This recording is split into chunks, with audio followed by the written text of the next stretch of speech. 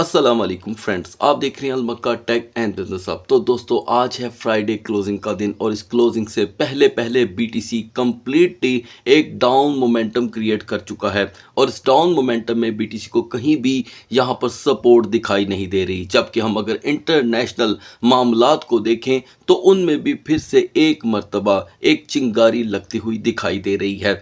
ऐसा लग रहा है कि जो चीज़ें कल तक हमें बिल्कुल आसान दिखाई दे रही थी और एक हफ्ता यानी कि पूरे 8 दिन जिनके ऊपर अमल दरामद होने के वादे होते रहे, वो एक मर्तबा फिर से बहुत जल्द डिस्टर्ब हो सकते हैं। इसी के साथ साथ दोस्तों, एफओएमसी का इम्पैक्ट इनिशियल जॉबलेस क्लेम जो रिपोर्ट कभी भी मार्केटों पे इतनी हावी नहीं हुई थी, उसने तमाम मार्केटों को इवन के कमोडिटीज़ को भी यहाँ पर डबोच करके रखा हुआ है।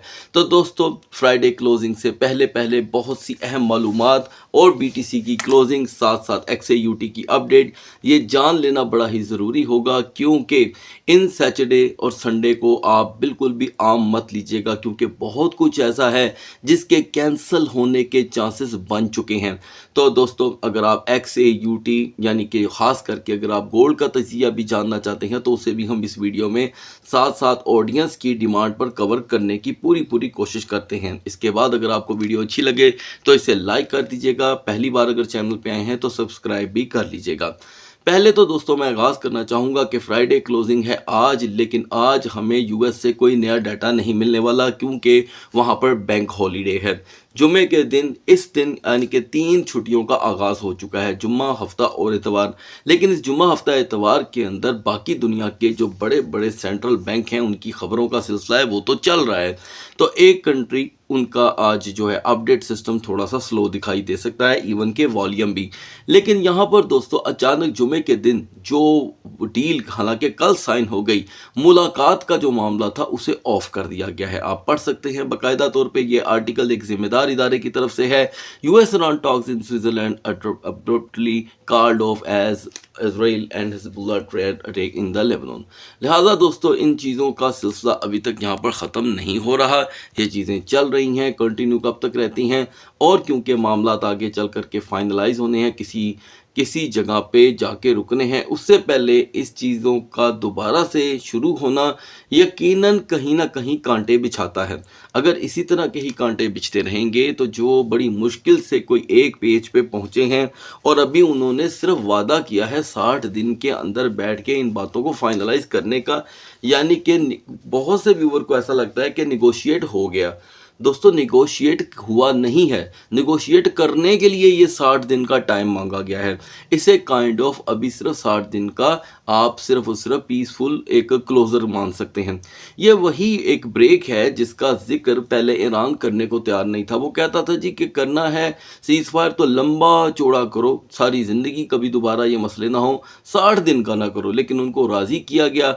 अब देखना यह है कि ये 60 दिन क्या रंग लेकर के आते हैं। अलबत्ता एक बात तय है और ये सच भी है कि ऑयल प्राइसेस क्रैश कर रहे हैं, इंडेक्स मजबूत हो रहा है और ड्रामेटिकली जो एक्सएयूटी के प्राइस हैं वो फॉल कर रहे हैं। बाकायदा तौर पे आप बहुत अच्छे से जानते हैं, क्योंकि अब ऑडियंस को ये बताने का वक्त आ गया है और आपको इसके ऊपर हो सकता है मैं अपने सेपरेट जो चैनल है हमारा, जब जिसे हम सिर्फ और सिर्फ ज़रूरत के तहत इस्तेमाल करते हैं, जिसका लिंक सिर्फ इस वीडियो की डिस्क्रिप्शन में होता है, मुझे वहाँ पर आपको अपडेट्स वीडियो फ्राहम करनी पड़ जाएं, जिसमें आपको ये बताया जाएगा इंशाल्लाह ताला, और आपकी मैं राय भी चाहूँगा कि आपको क्या ये कंटेंट चाहिए, अपडेट चाहिए कि नहीं, कि किस तरह इस वक्त मार्केटों को कंट्रोल किया जा रहा है, ख़ास करके गोल्ड को। इसलिए कि एक ज़ाहिरी बात है, यूएस की पहली तरजीह है कि दुनिया सिर्फ और सिर्फ डॉलर के अंदर रहे और इससे बाहर ना निकले। अब यील्ड में जो मुनाफा है वो क्यों बढ़ा दिया गया? चार्म क्रिएट करने के लिए, ताकि दुनिया सिर्फ और सिर्फ डॉलर में रहे और यील्ड की तरफ रहे, और उनकी जो एक दुनिया में डॉलर को लेकर एक मनमानी है या हुक्मरानी है वो कायम रहे। लेकिन यहाँ पे जो गोल्ड है वो उन इन्वेस्टर हजरात को, बिजनेसमैन हजरात को, चाहे वो बेचारे हाई लेवल के हों या लो लेवल के हों या किसी भी लेवल के हों, उन्हें आज़ादाना सोच से बचाया जाए। क्योंकि गोल्ड जो है दोस्तों, यानी कि कमोडिटीज़, खाली गोल्ड का नाम लेना बेवकूफ़ी है। कमोडिटीज़ जो है वो दुनिया को आज़ाद करती है ज़हनी ऐसी चीज़ से कि जिस तरह के जो दूसरा चाहेगा आपको वही करना पड़ेगा, नहीं। कमोडिटीज़ की एक अपनी पहचान रही है पिछले 5000 साल से। यानी कि पेपर मनी से पहले भी। तो लिहाजा दोस्तों इस वक्त यील्ड का बढ़ना सिवाय अट्रैक्शन की और कुछ नहीं है, क्योंकि इन हालात में अगर यील्ड बढ़ रही है तो हमें यह भी सोचना होगा कि जिन हालात में यील्ड नहीं बढ़ेगी उन दिनों में क्या होने वाला है। आज सुबह सेशन में दोस्तों हम 100 पे पहुंच चुके थे, यानी कि ये जो 87 है ये एक की शक्ल इख्तियार कर चुका था, यानी कि 101। अब जाकर इसमें थोड़ी सी कमी हुई है। 100/87 बराह रास्त कमोडिटीज़ को कमज़ोर करता है। मैं इंशाल्लाह अपनी ऑडियंस को वो एजुकेशन यहाँ पे बताता रहूँगा जो इंशाल्लाह आपको सोशल मीडिया की दुनिया में कोई भी नहीं देगा, क्योंकि मैं आपके साथ सिर्फ मैक्सिमम बेलॉस जो है नॉलेज शेयर करने की कोशिश करता हूं। और वो ये है दोस्तों कि याद रखें कि जब DXY इंडेक्स ने कमज़ोर होना है वो कोई भी वक्त हो सकता है वो पीर का दिन हो, मैं एग्जांपल दे रहा हूं। तो यहाँ पर कमोडिटीज़ को कोई ना रोक पाएगा, क्योंकि यहाँ पर जो बेतबारी है वो पहले से ही पीक पे है, क्योंकि इनके कर्जाजात 39 ट्रिलियन तक पहुँचे हैं। इस दरमियान WTI को और ब्रेंट को इग्नोर करना बेवकूफ़ी है दोस्तों। WTI 76.25 पे पहुंचा हुआ है, ब्रेंट 80.12 पे। ब्रेंट में करते कराते थोड़ा बहुत हुआ है यहाँ पर दोस्तों इजाफा, जो होना नहीं चाहिए था, ठीक है। लेकिन चले, मैं समझता हूँ कि फिर भी अभी प्रेशर तो है ही मार्केट में। हुर्मुज़ की तरफ से अगर और अच्छी रिपोर्ट्स आती हैं तो हम 76-75 को भी ब्रेक करके 70 की तरफ बढ़ेंगे और यहाँ पर बेटरमेंट आ सकती है। अब दो सवाल यहाँ पे मैं एड्रेस कर लूँ। एक ऑडियंस का सवाल था कि ऑयल क्रैश होने पे कमोडिटीज़ में बेटरमेंट क्यों नहीं आई। दोस्तों उसका जवाब मैंने आपको स्टार्ट में दे दिया है कि इंडेक्स का बढ़ना, क्योंकि आज की वीडियो का जो थंबनेल है वो आपके लिए स्पेशल शेयर किया गया है कि क्रैश क्या अब भी कुछ बाकी है, क्या ये कब ख़त्म होगा, ये सारे सवाल हमने सुन लिए हैं। तो दोस्तों इसकी वजह यह है कि इंडेक्स को ड्रामेटिकली यहाँ पे बढ़ा दिया गया, ठीक है जी। अब एक चीज़ जो 100 से भी ज़्यादा बढ़ चुकी है वो 101 पे है, उसका ब्रेक होना बड़ा ज़रूरी है। जिस तरह 28 फरवरी को, मैं तो बार बार ये कहता रहूँगा कि 28 फरवरी को आपको याद होगा कि इंडेक्स जो है वो 95.50 पे था और उस वक़्त कमोडिटीज़ 5600 तक पहुंच चुकी थी, यानी कि गोल्ड के जो प्राइस थे वो $5600 जो है पर औंस पे पहुंचे हुए थे। ये कोई छोटी बात नहीं है दोस्तों।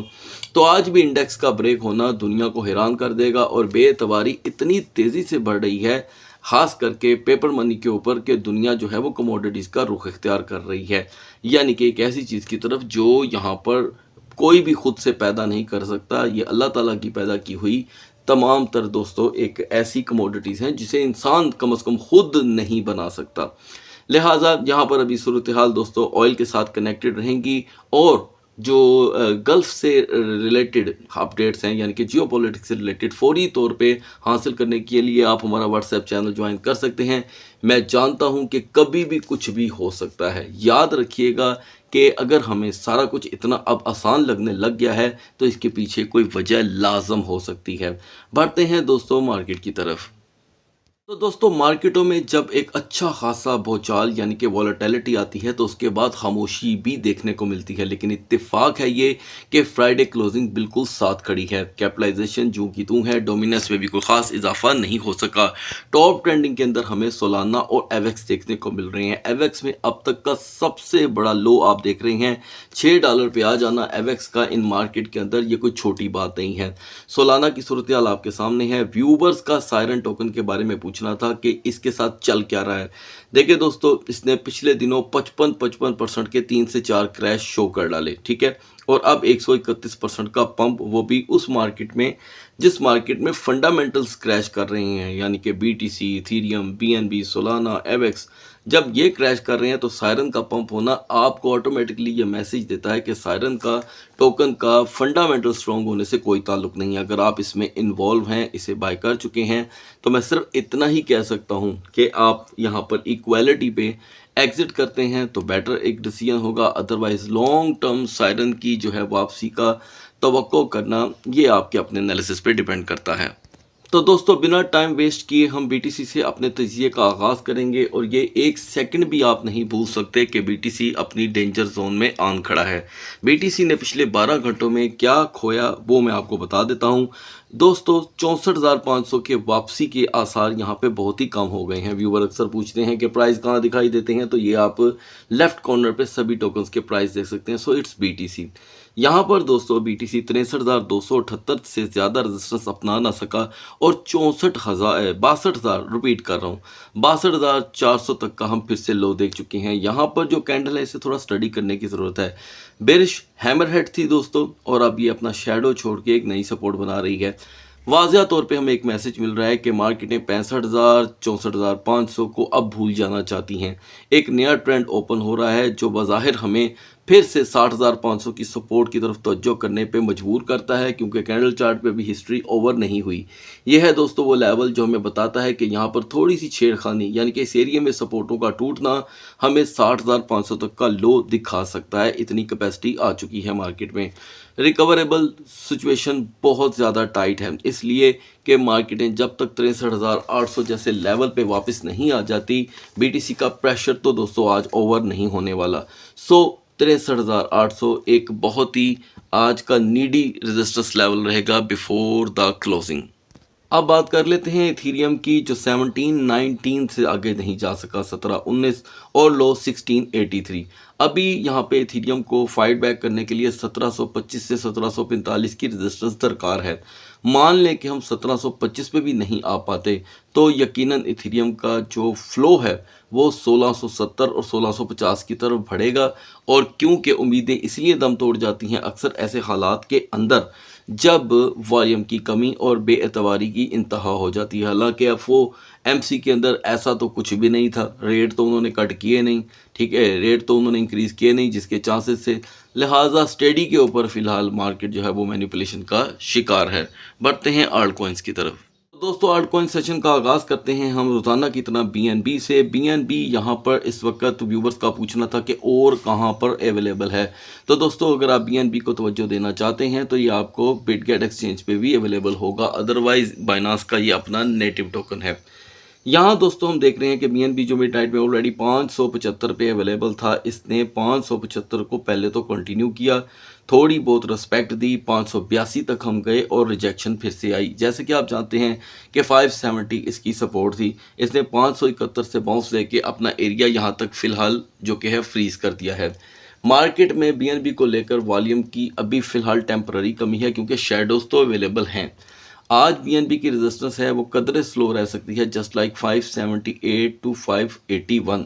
अगर हम 581 में एंटर हो भी जाते हैं तो रिजेक्शन के एलिमेंट्स रहेंगे।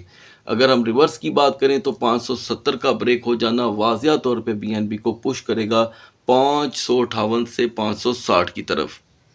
एक्सआरपी अपने पुराने पैटर्न पे चल रहा है, ये हमारे लिए कुछ नया नहीं लेकर आ सका। इवन कि हमने 1.29 तक का हाई तो देखा था, लेकिन इसमें कमज़ोरियों की इंतहा थी। नतीजा आपने ये देखा कि एक्सआरपी उल्टे पैरी 1.12 पे आन खड़ा है। इसका मतलब ये हुआ कि इसकी लास्ट होप 1.10 से पहले भी जुड़ी हुई थी, अब भी जुड़ी हुई है और आने वाले दिनों के लिए यही सूरत हाल रहती है। तो दोस्तों शायद एक्सआरपी $1 पे जाकर के अपनी पोजीशन विराजमान कर ले। सोलाना ने आज सुबह यानी कि अर्ली मॉर्निंग में 69.80 की रेजिस्टेंस यहाँ पर चिपका डाली। तकरीबन उन दोस्तों को कुछ आसरा हुआ जिन्होंने 68.50 को तरजीह दी थी, ठीक है, लेकिन आफ्टर दैट हमने देखा कि सोलाना उल्टे पैरी इस वक्त अपना वॉल्यूम लूज़ कर रहा है और 5% की कमी कोई कम कमी नहीं है। चलें हम 4.5 को इस वक्त फ़िलहाल कंसीडर कर लेते हैं।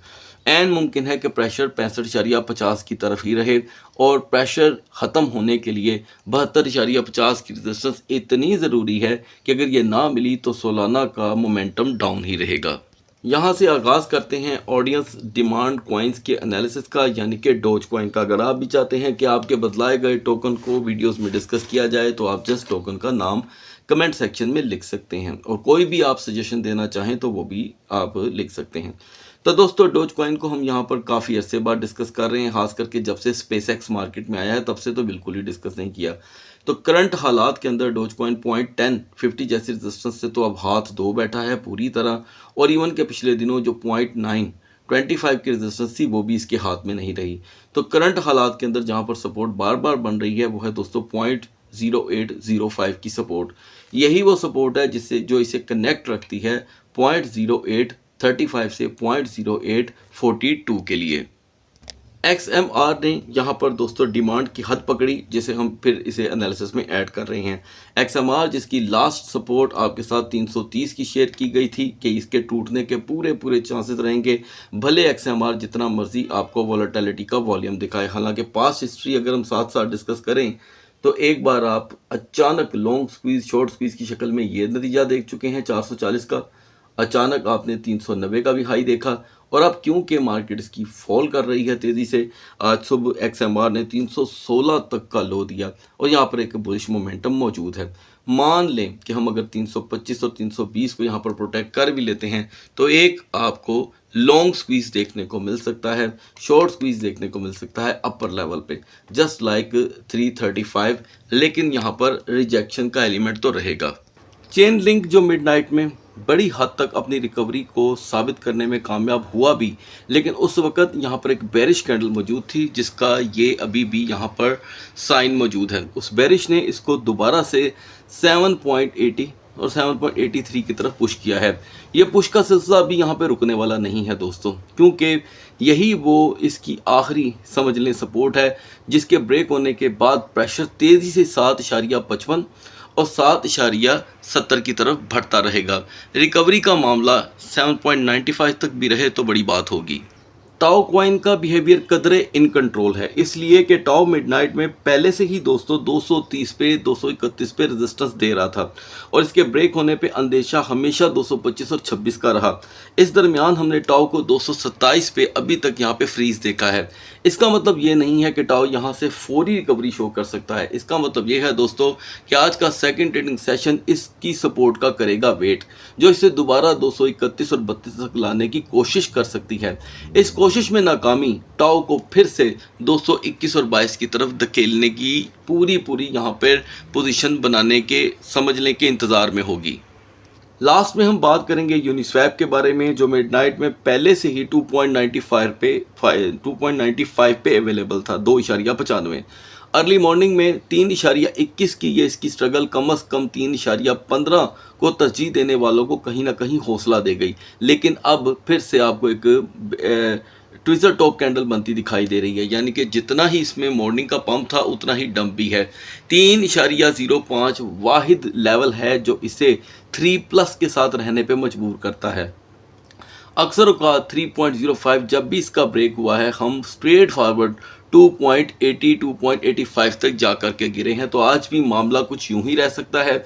3.05 से 3.08 ज़्यादा से ज़्यादा इसे 3.15 के लिए मोस्टली एक्टिव रख सकता है। सो गाइस, अगली वीडियो तक अल्लाह हाफिज़।